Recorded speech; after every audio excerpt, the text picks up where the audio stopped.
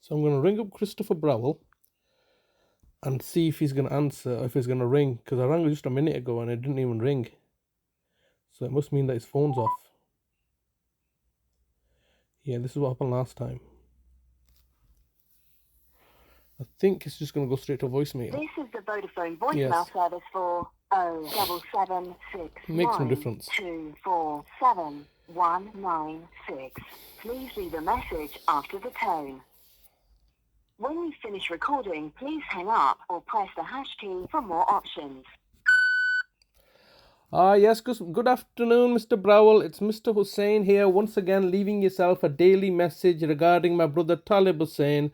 Today is Wednesday, the 18th of October, 2023, and the time is around about midday. And I'm ringing yourself up once again to get any kind of update or information which I believe I'm entitled to regarding my brother's whereabouts, health and well-being and welfare.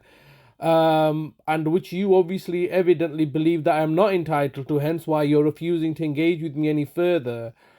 I'm just conscious of the fact that today is a very lovely day, a sun shining outside, even though we're in October. And this is the days that my brother should be spending at home with his loving family, where I should be providing him with care and support services.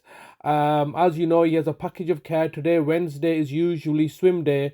We usually go swimming on a Wednesday. You've not been taking me swimming, have you? You've not. That's something. That's an activity that you have been fully aware of since for a number of years. Even in your predecessor, Baljit Nota was aware that I usually regularly take him a weekly swimming. I used to take him swimming at Eccleshill swimming pool. Even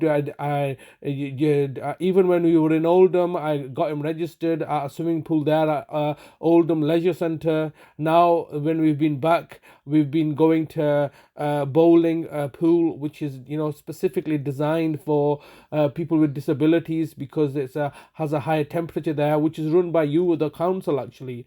So you can verify from the records that I've been taking my brother there regularly on a weekly basis.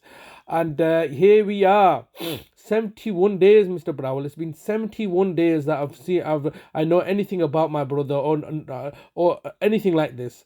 You've simply kidnapped him and are holding him at ransom and in your custody without informing us of what legal framework that you've utilized, and also what legal basis that you've achieved this. This is just simply not acceptable, Mr. Browell. And you know it. The council knows it.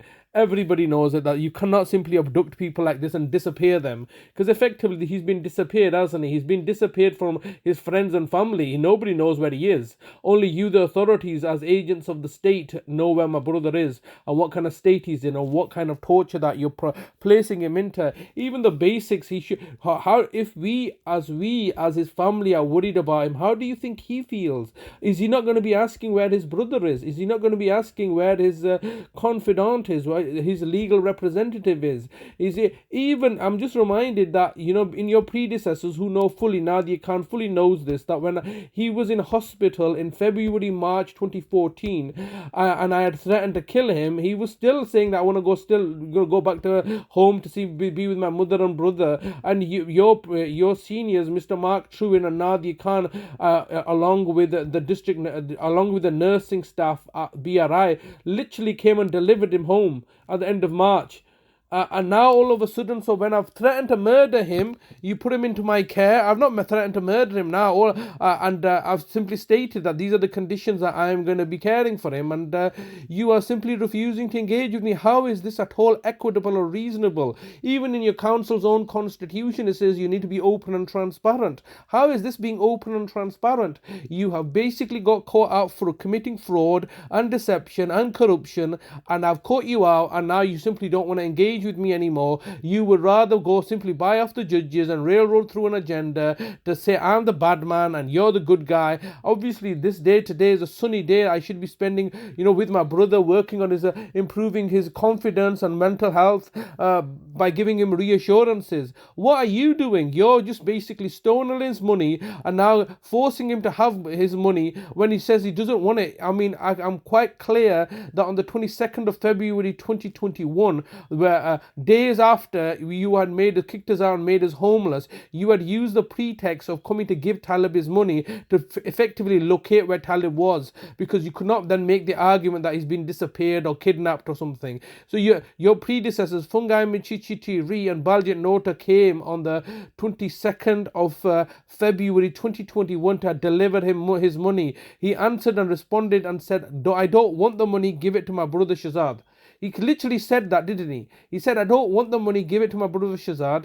And you people are simply now refusing to acknowledge that. And then subsequently, a couple of weeks later in March 2021, you were back at the door again, and my brothers literally told you to do one.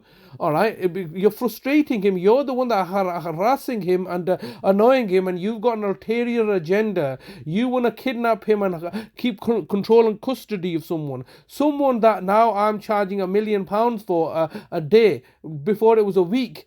And so therefore you think this is a solution to your obligations by simply kidnapping somebody. There are laws in place which you're ignoring. There's human rights my brother has which you're ignoring. You've just murdered my mother under the similar circumstances. Just because you've murdered my mother in January 2022, do you think now in October 2023 that it's all forgotten, is it? Mr. Browell and the local authorities, I never forget. All right, the fact that you murdered my brother in 2014, I haven't forgotten. 15 seconds recording time remaining. Okay, Mr. Browell, time is getting the better of me. I'm going to have to leave you this message, and I once again urge you, the local authority, to make contact with me to let me know where my brother is and what kind of health and well-being he's in, what kind of state he's in. Please look to engage with me rather than taking this pusillanimous approach of hiding behind your corporate veil and refusing to engage with me like children. Your recording time has expired. To leave your message, press 1. To review message, press 2. To re-record message, press 3. To cancel message and hang up. Message sent. Thank you for... Okay, so you can see the fact that every single day I'm leaving them a message. And they are simply looking to avoid me. Now is another lovely sunny day that me and my brother should be spending time together. But and for him to have freedom and liberty, the same freedom and liberty that everybody else enjoys, simply because he's got mental health problems, the denying him his basic human rights of freedom and liberty, what they prescribe to in the paper. And what they obliged to do is respect his human rights and dignities, take the least restrictive approach in order to providing with care and support services, rather than this draconian, overhanded approach. And even though the laws, the Capacity Act, the Mental Health Act make provisions and guidance and ensure the fact that these very abuses are minimized or removed through the legislation and the laws that are there to protect and safeguard vulnerable people. These people, the council, come along and say, well, the laws don't apply to us. We can do as we please, and we can just disregard them as we please, because we're just the authorities. They just got their head up their own backsides to such a degree where they can't see anything, and it's just them, their own narrative, and then they start to lay the blame game, to start to disenfranchise others, trying to smear other people's names, trying to recreate a reality, and they do they can achieve this by obviously having the police in their back pocket whom they pay, whom will not look to do their jobs properly, and also the local authority, the court, the judiciary system, the judicial system, particularly the judiciary, the judges whom they buy off to railroad an outcome. It's all fraud and deception. It's all corruption.